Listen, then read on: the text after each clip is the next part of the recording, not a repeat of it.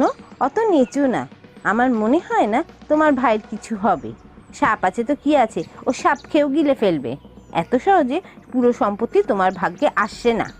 আচ্ছা গিন্নি, সকাল সকাল কি একটু ভালো কথা বলতে পারো না? যত সব বাজে কথাই তোমাকে এখন বলতে হয়। হ্যাঁ, আমি বললে তো খারাপ কথা।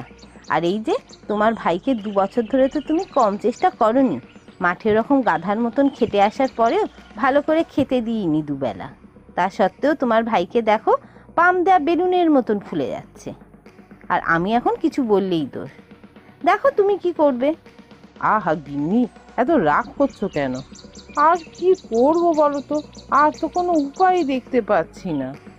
এই জঙ্গলে যদি সাপে ওকে শেষ করে, তবে সব সম্পত্তি আমি পাবো। না হলে সেই অর্ধেক সম্পত্তি ওই নিয়ে বসে থাকবে। শোনো, আমার মাথায় একটা বুদ্ধি এসেছে। কি বুদ্ধি গিন্নি?